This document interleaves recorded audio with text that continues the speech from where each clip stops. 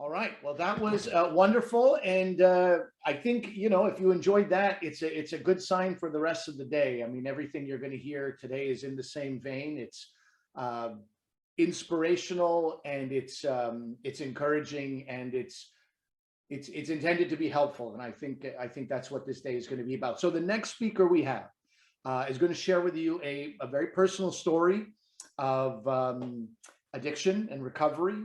And she calls this story Unexpected, a story of hope and recovery. So everybody sit back and enjoy Andy Sharma. Andy, welcome to Reflection 2021.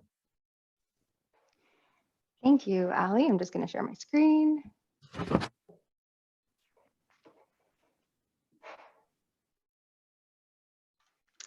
Okay, good morning, everyone. As Ali mentioned, my name is Andy, and I'm calling in today from the beautiful traditional unceded territory of the Algonquin Anishinaabe Nation, and I'm honored to be present in these lands.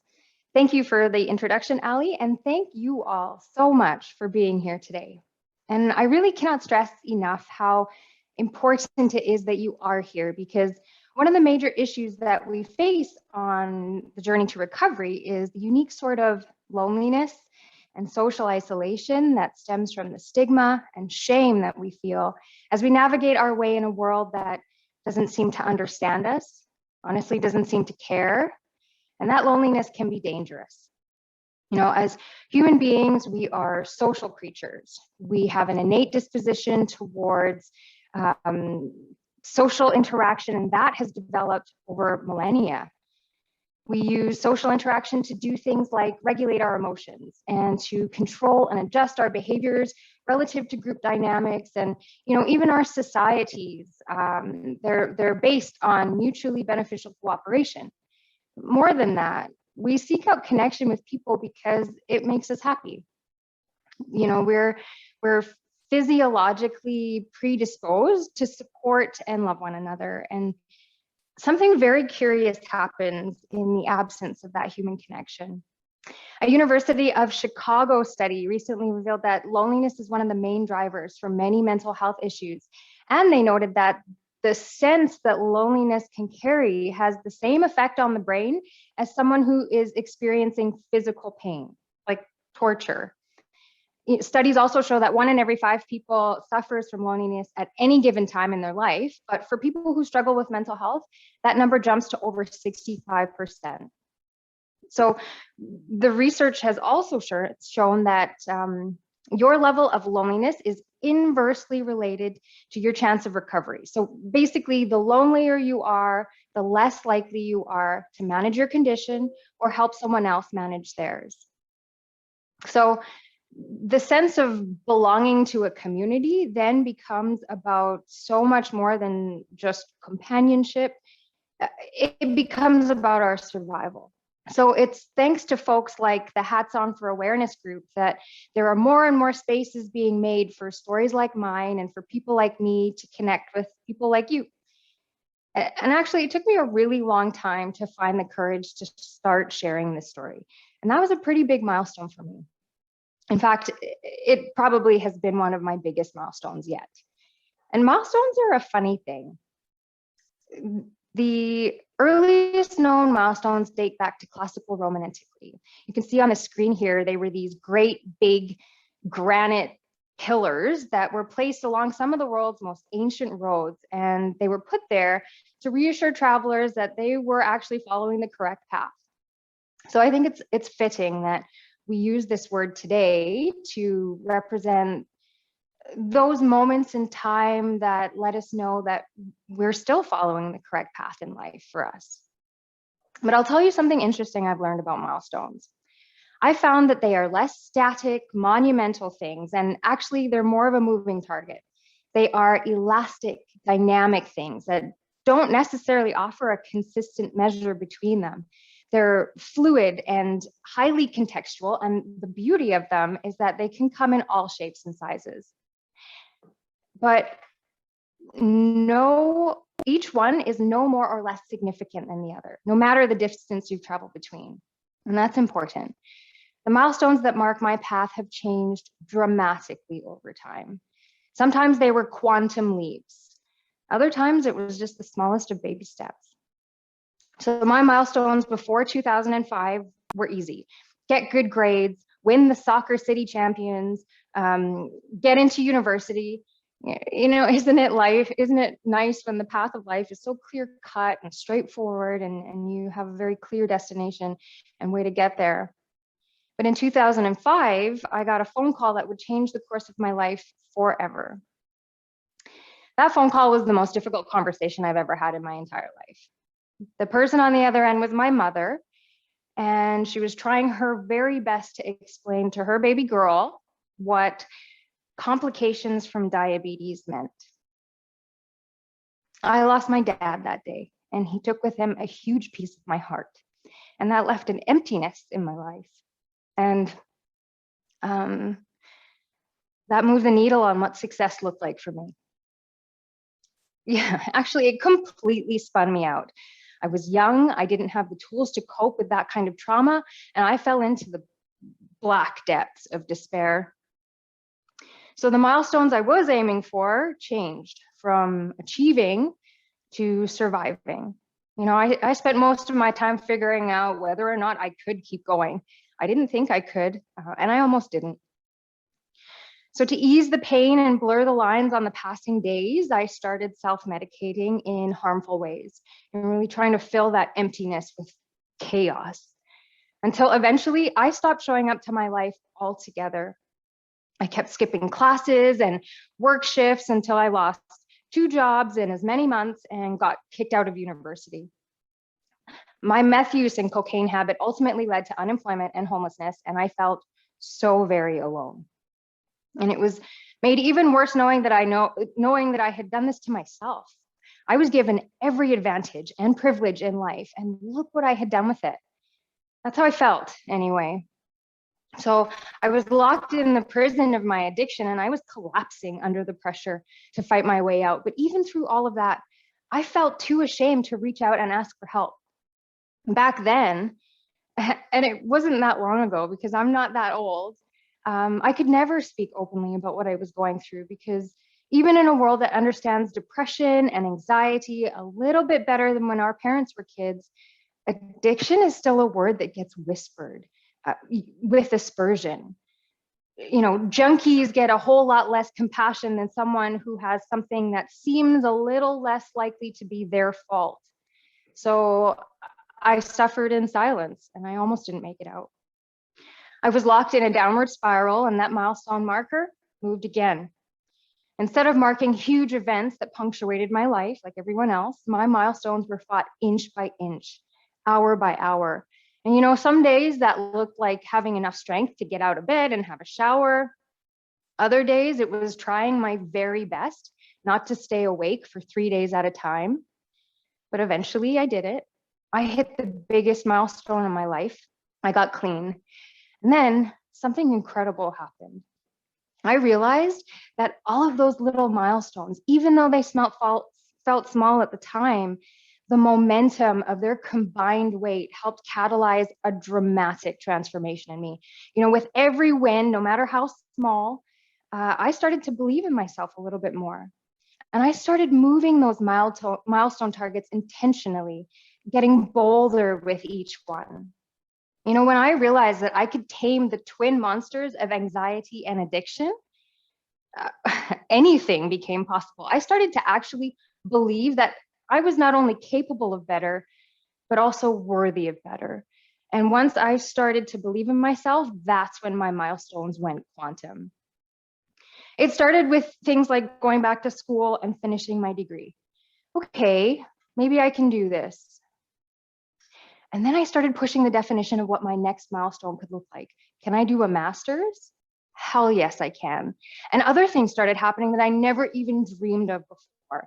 Publishing peer-reviewed articles, sharing my research with the United Nations, delivering TED Talks, winning awards, and now I'm even flying planes.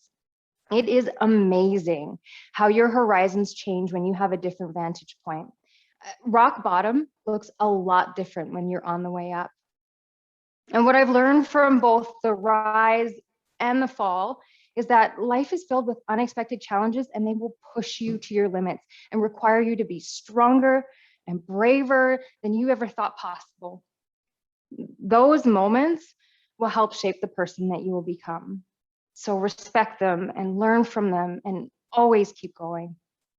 In the face of life's uncertainty, I found that there was always one thing that I could rely on to guide me. It's what my dad would often refer to as a sense of self, an intimate knowing of who you are and where you come from. I really found that only from that foundation I was truly able to explore the depths of uncertainty and all the unknowns from a place of confidence and conviction. It's honestly the strength of knowing who you are, I think, that will allow you to walk right to the edge of your fears and find your wings and take flight. I realized that the soul searching for the spark within me, the one that died during those times, was how I was able to recover from the darkness that completely overtook my life. And through that process, it gave me back my sense of self. I had to dig so deep down to find the strength and courage to start all over again so many times. But in that process, I started to remember. I remembered who I was and what I stood for. I remember where I came from and what that meant. I remembered that my life had worth and purpose, even if I couldn't see it. And so it became my singular goal in life to seek out that purpose and hold on to it quite literally for dear life. And luckily, I didn't have to look that far. You know, it's almost embarrassing to say this, but it was during this whole process that for the first time in my life, my privilege slipped away. And I found myself surrounded by the injustice that so many people live with from the day they are born. I was labeled addict and junkie and dropout and failure. I mean, words that to this day hit me with the weight of their reality. And being on the other side, I felt the full impact of those words and how they spelled certain death for my future. How incredibly unfair that was. So I learned then that it is the responsibility of privilege to fight for justice. And I didn't take that burden seriously enough before it was too late. I was ashamed and wanted to put as much distance between myself and my past as possible. But everyone knows that you really can't outrun the past. So a very dear friend of mine who spent many dark days with me, she was a casualty of that healing process. And years later, she would rightfully accuse me of leaving her behind to fight alone with no hope. And unfortunately, she lost that fight. And I vowed from that day to love each and every single scar and wear them proudly. So I finally stopped running. I owned my past and I started speaking my truth fearlessly and out loud, so that if on the off chance there's anyone out there who needs to hear it, they'll know they're not alone. Because we've heard what loneliness can do to us. So wherever you are on your journey, whatever the next milestone you face next, whether it's an inch or a mile, or whether it's your first step or your last stand, whether or not you think you can, just keep fighting, because I'm here in the flesh to show you that sometimes, against all odds, there is hope. Now, the burning question is, of course, how do we move from platitudes to action? How on earth can we be the ones to start changing the world? So for me, I think it's two things. The first is that I think we need to empower the people around us who suffer from addiction to feel accepted in this world. That way they can set aside the heavy burden of stigma and shame and really start to work on the road to recovery. And that's no small feat. The act of empowering someone is the most selfless and loving thing that you can do for an individual. It takes a great deal of time and effort to give someone the tools they need to act with authority in their own life and reach their potential. And when I speak about this, speak about being empowered like this, I don't speak of it in cliches. I know exactly the value of what empowerment can mean, because I felt the incredible vulnerability and of what it means to be powerless, you know, cut adrift in your own life, helpless and completely out of control. And I think on some level, I think we can all relate to that in some way.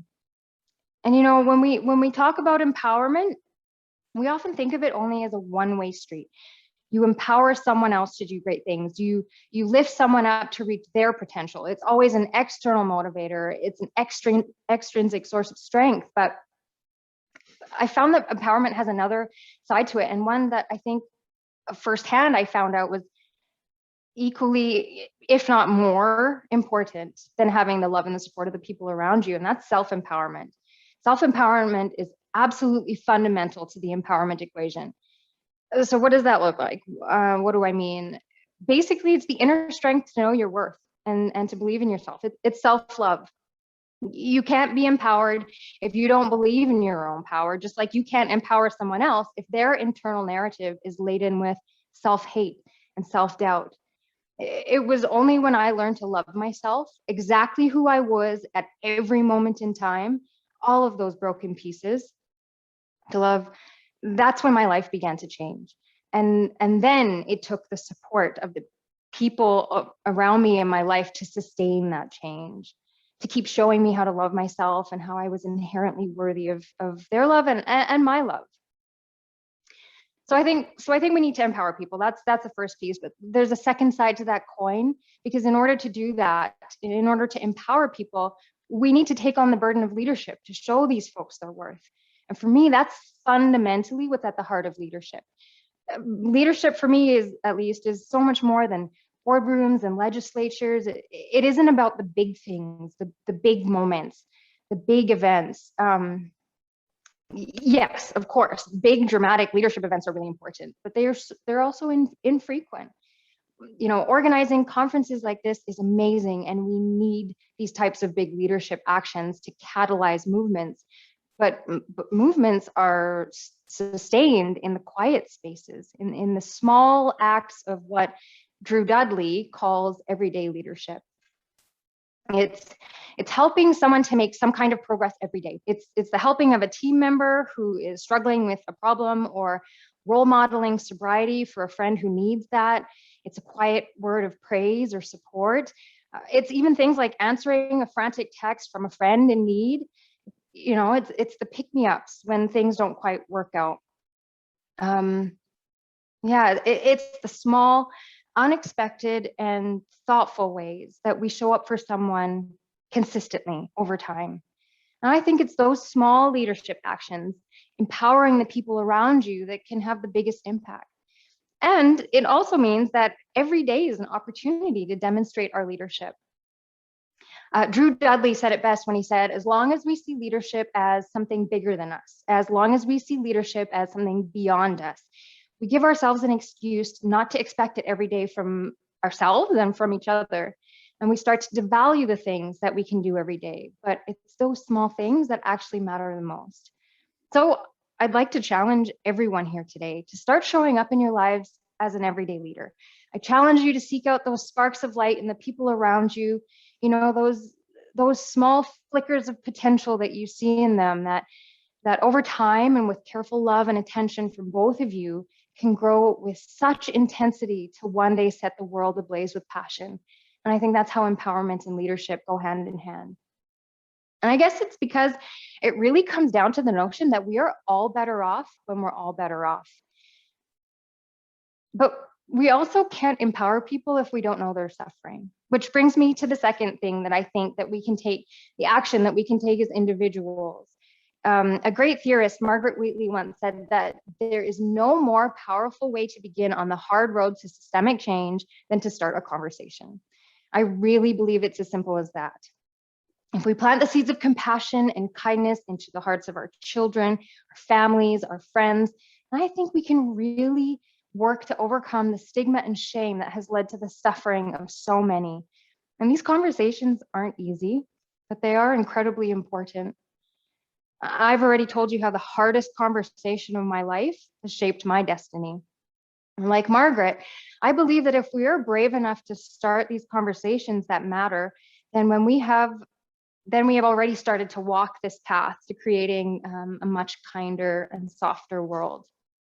And I think, you know, we only have to look around us. The work has already begun. Here today, right now, the conversation we are having, this is how change starts. I think we're really fortunate to live in this time because there's a major paradigm shift happening now. And I think it's a beautiful thing because we have this unique opportunity to act now and actually make a difference. So I encourage you to take what you learned here today from my colleagues and from myself and take action, take personal social responsibility. And the stakes are high. We are literally fighting for people's lives. And what happens now can tip the scales. I genuinely feel like it's times like these when long-standing patterns are disrupted and things become more fluid. And that's when a small group of people can, or even a single individual, honestly, can change the course of history. So don't believe for a second that everyone here today, that you can make a difference.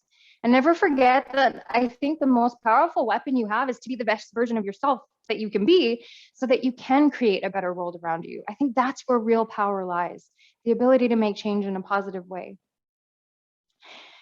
And like another great Margaret has once said, very great change can start from very small conversations among people who care. So thank you all for being here today to have this difficult conversation today. Thanks for being the people who care.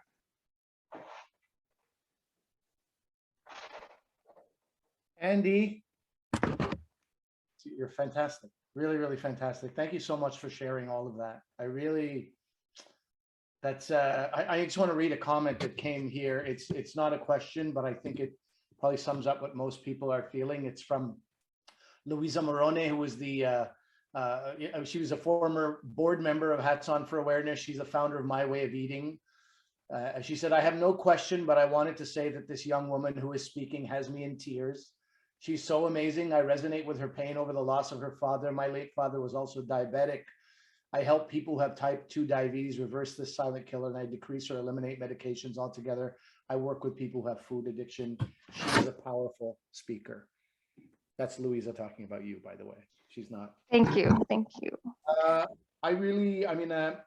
For people who have questions, please, now is a wonderful time to put questions in the chat or in the Q&A.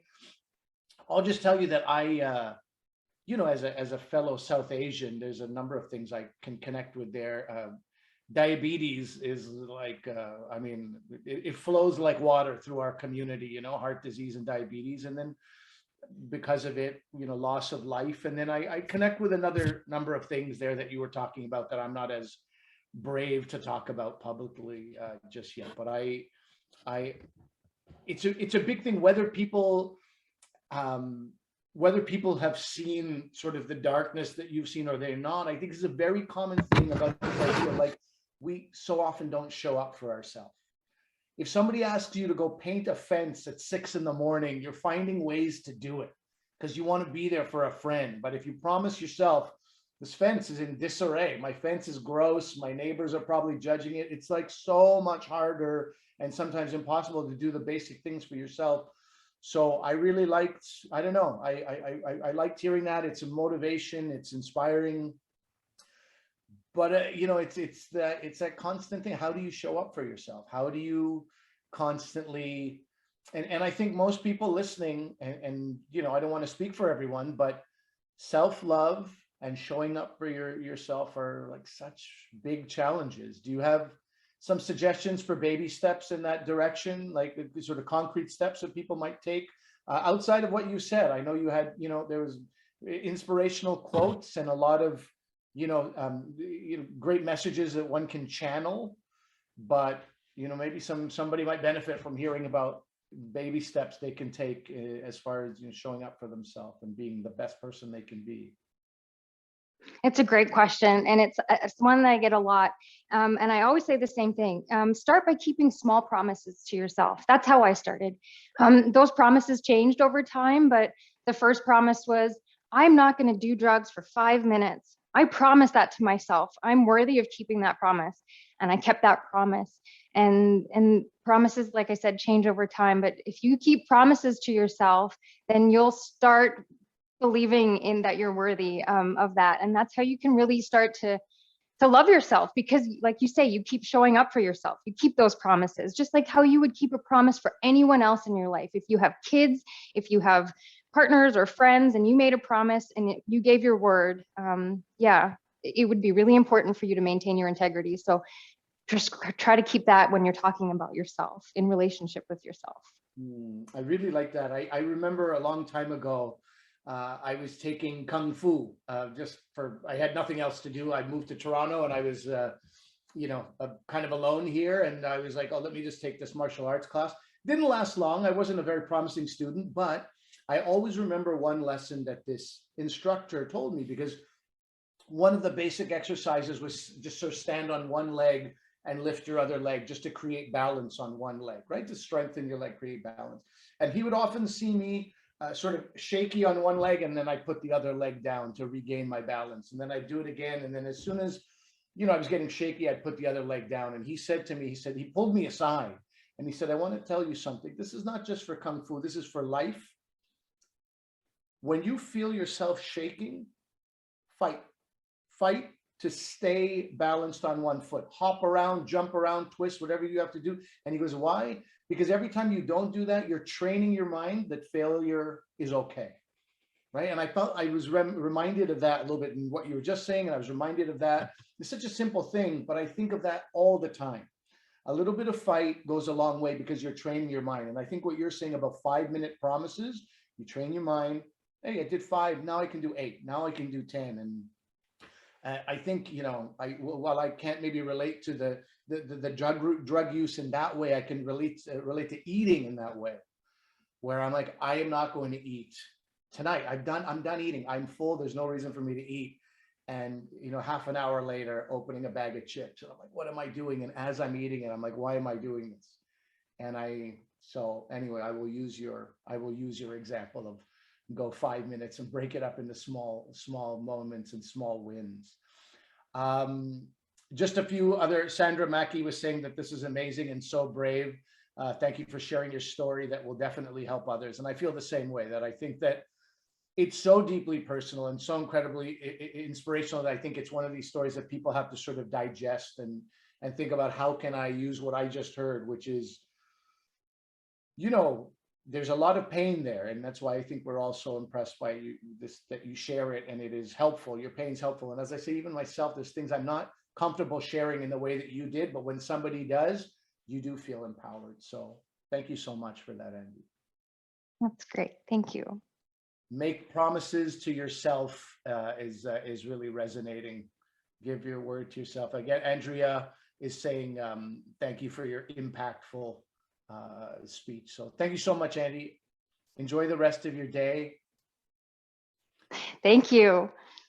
I think we'll take a 15-minute break. I think we had 2 speakers this morning who were phenomenal and gave us so much to think about. This is a good time for what we call a health break. I know I just said chips. Maybe don't eat chips on the health break. Do whatever you want. I'm not the boss of you, but maybe stretching, some squats, jumping jacks. I've always found that on a health break, if you do something actually healthy, it doesn't make the words health break seem like just lip service. So of course, you're free to do what you want for the next 15 minutes. It's 10:05. We'll get started again at 10:20. So we'll see you back here in 15 minutes.